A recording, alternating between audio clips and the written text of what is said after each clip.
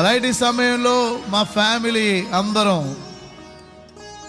ఒక అమ్మను మేము సత్కరించాలనుకున్నాము. ఈ అమ్మ మాకెప్పుడు దొరికిందో తెలుసా? ఈ అమ్మ పాస్టమ్ గారి, కూర్చో అమ్మ, పాస్టమ్ గారు రండి, అందరు ఫ్యామిలీ అందరు రండి. ఎన్నేళ్ళైందే నువ్వు మా ఇంటికి వచ్చి? ఎన్నేళ్ళైందే? 10 ఏళ్ళు దాటిందా? పర్వాలేదు. ఈరోజు పాస్టర్ గారు చిన్న సందేశమే చెప్తారు. మనుషులను మోటివేట్ చేస్తూ హృదయాలను తాకే ప్రతి సందర్భం మన ప్రసంగమే, గుర్తుపెట్టుకోవాల్సిందిగా కోరుతున్నాను. మామ కారంపూడి స్వరాజ్యం పాస్టర్ గారి తల్లి చనిపోయింది. చనిపోయినప్పుడు మేము వెళ్ళి సమాధి కార్యక్రమం చేశాము. ఆ సమాధి కార్యక్రమాన్ని ముగించుకుని ఇంటికి వచ్చేసరికి మన ఓల్డ్ క్యాంపస్లో ఇంటి ముందు మెట్లు ఉంటాయి కదా, ఆ మెట్ల దగ్గర బాగా బక్క చిక్కిన శరీరంతో ఒక చిన్న సంచి, చేతి సంచి పెట్టుకొని ఇట్లా కూర్చుంది మా కోసం ఎదురు చూస్తూ. అయ్యా ఈ మెట్ల కింద ఉంటామయ్యా అంది. తనకు భర్త, పిల్లలు, నాన్న వాళ్ళు ఎవరు లేరు. కొద్దిపాటి ఆస్తిపాస్తులుంటే కాస్త నన్ను చూస్తారని పెంచుకున్న వాళ్ళు తీసేసుకొని మెడబెట్టి గెంటేశారు. ఇక ఆమె నన్ను ఆదరించే వ్యక్తి ఒకే ఒక్క ఆయన ఉన్నాడు, అది పాస్టర్ గారు అని మనసులో పెట్టుకొని నన్ను తోసేయడు ఆయన అనుకొని కరెక్ట్ 2015లో 10 సంవత్సరాలకు పూర్వం నా మెట్ల దగ్గర ఒక కుక్క పిల్లలాగా రేపు మాపో చచ్చిపోతుంది అనే రీతిగా ఒక సన్నటి మరి ఆకారంతో, ఆకృతితో వచ్చే మెట్ల దగ్గర ఉండి, అమ్మగారు నేను ఇక్కడ మెట్ల కింద ఉంటాను. మెట్ల కింద చాలా గ్యాప్ ఉంటుంది, మీకు తెలుసు కదా, ఓల్డ్ క్యాంపస్లో. ఇక్కడ ఉంటానమ్మా, కాస్త ఒక ముద్ద పెడితే చాలు, నా చేతనైనా సహకారం చేస్తాను, ఒక కుక్కలాగా పడి ఉంటాను, ఇలాంటి పదాలు వాడింది ఆవిడ. వాళ్ళమ్మ చనిపోయి సమాధి చేసి వచ్చేసరికి పాస్టర్ గారు ఒకసారి బలమని ఏడ్చేసి, మా అమ్మ చచ్చిపోయిందండి, ఈ అమ్మను దేవుడు ఇంటికి రప్పించాడండి.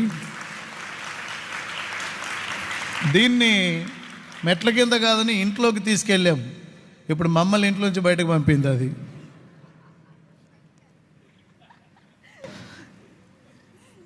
ఇప్పుడు మేము ఆ ఇంట్లో లేం, ఆమెదే ఇల్లు అయిపోయింది. ఈ మధ్య కాలంలో చావు బ్రతుకుల దాకా వెళ్ళింది. మన సహోదరి కూడా సాక్ష్యం చెప్పారు, ధనలక్ష్మి జీవన్ అక్కడ ఉండి చూశారు.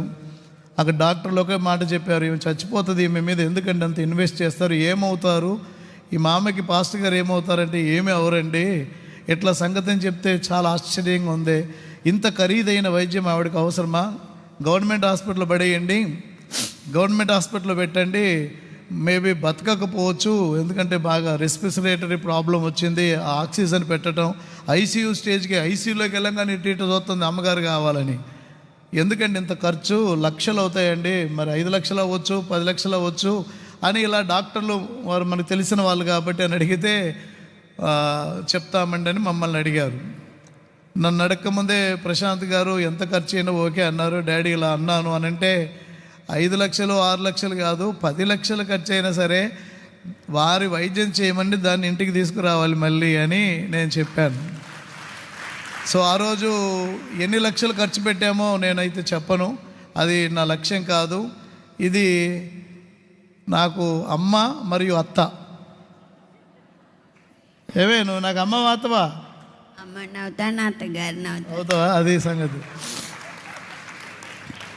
ఎందుకంటే పాస్టర్ గారికి అమ్మ, నాకు అమ్మ, అందుకని పాస్టర్ గారికి కూడా అత్తనే. ఇది పాత సినిమాలో ఎన్టీ రామారావు డబ్బులు సీన్ చేసేవాడు, రాముడు భీముడు అనే సినిమా ఉంది, నా చిన్నప్పుడు చూశాను. అందుకని అప్పుడప్పుడు ఇది నాకే అత్త, అప్పుడప్పుడు ఇది అమ్మగారికే అత్త. 10 ఏళ్ళ నుంచి సామ్రాజ్యం, కేపీడిఎం సామ్రాజ్యాన్ని ఏలుతుంది. ఈ అమ్మను బట్టి ఎంతో మేము సంతోషపడుతున్నాం. హాస్పిటల్ నుంచి డిశ్చార్జ్ అయ్యేటప్పుడు డాక్టర్లు చెప్పారు, ఈమెకి ఒక ప్రత్యేకమైన గది కావాలి, మీతో ఉండడం కుదరదు, ఆమెకి విశ్రాంతి కావాలి, మీ ఇల్లు ఏంటి పరిస్థితి అంటే చెప్పాము, అట్లా ఉండకూడదు, డిస్టర్బ్ కాకూడదు, బాగా రెస్ట్లో ఉండాలన్నారు. అజయ్ గారు అప్పుడు నా దగ్గరకు వచ్చారు, బాబు అది మామగారు ఇంటికి వచ్చేస్తున్నారు, ఆమెకి రూము 3-4 గంటల్లో కావాలన్నాను. ఆయన ఏం తిప్పలు పట్టాడో తెలియదు. హాస్పిటల్ డిశ్చార్జ్ సమ్మరీ అవన్నీ డబ్బులు కట్టేలోపు ఇక్కడ గది కట్టారు. దీనికి దేవునికి స్తోత్రం. మామూలు పవర్ఫుల్ కాదు ఇది. కాబట్టి ఈరోజు అమ్మను మేము హృదయపూర్వకంగా మరి ఇంకొంతకాలం ఆరోగ్యంగా ఉండాలి తల్లి అని మా ఆశ. మమ్మల్ని కనలేదు ఈవిడ. 10 ఏళ్ల క్రితం పాస్టర్ గారి అమ్మ చనిపోయినప్పుడు అమ్మ రూపంలో వచ్చింది ఈవిడ. ప్రియులారా, నేను మీకు ఒక మాట చెప్పదలంచాను. మీ తల్లిదండ్రులను చూడండి. కన్న తల్లిదండ్రులను చూడని కసాయి కుమారులను కుమార్తెలు ఎంతోమందిని చూస్తున్నాం. ప్లీజ్, మేము కొంతమంది కన్నా ఆదర్శంగా ఉండాలి అనేది మా ఆశ. అది చక్కెరకేళి తప్ప మామూలు అరటిపండు తినదు. చక్కెరకేళి రాకపోతే అశోక్ గాడికి వీళ్ళందరికీ మామూలు కూడా వేరే అది చక్కెరకేళి తప్ప ఏం తినదని తెలియదా? అయిపోయినాయి అంట, ఏం చేస్తున్నారా అని అమ్మగారు ఆర్డర్ చేస్తుంటే నాకు లోపల అనిపిస్తుంది, ఎంత పుణ్యం చేసుకుందిరా ఇది అని. మాకు తగ్గితే బాధ ఏం లేదు, ఏమండి ఈ పూట లేదులేండి రేపు చూద్దాం అంటది ఆవిడ. కానీ దీనికి తగ్గింది అంటే చాలు ముసలమ్మకి, ఇక మా ఇంట్లో అందరికీ భజనే ఉంటుంది. అనుతో సహా కోడలు లేదు, గీడలు లేదు, కొడుకు లేదు, భర్త లేదు.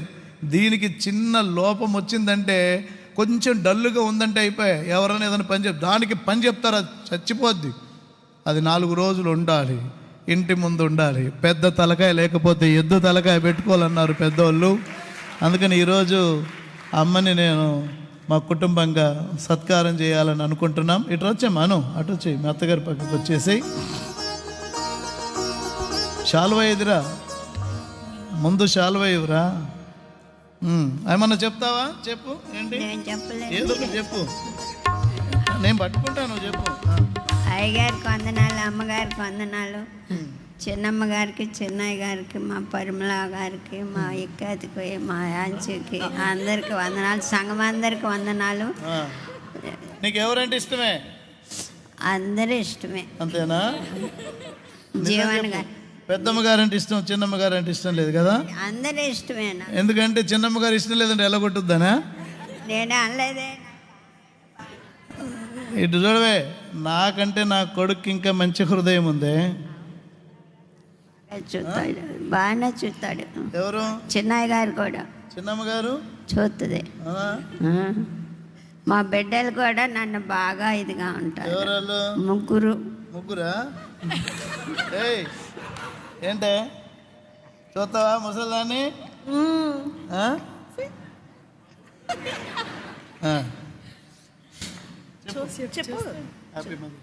హ్యాపీ మదర్స్ డే అందరికి.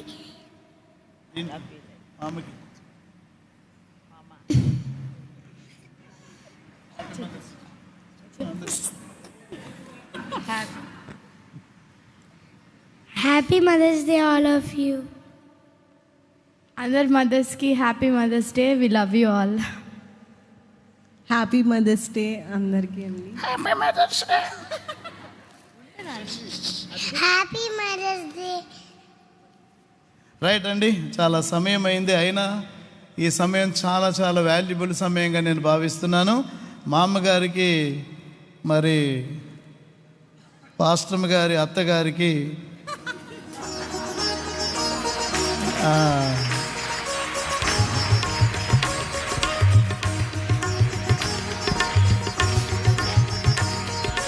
పెద్దోళ్ళండి, ఎంతకాలం ఉంటారో నాకు తెలియదు. కానీ దానికి పదే పదే ఇలాంటి అమ్మల దినోత్సవాలు రావాలని నేను కోరుకుంటున్నాను. వెళ్ళిపోతే లాస్ట్ ఇయరే వెళ్ళిపోయేది, కానీ దేవుడు ఎందుకో బ్రతికించి ఉంచాడండి. దాన్ని బట్టి ప్రభువును ఎంతో స్తుతిస్తున్నాను.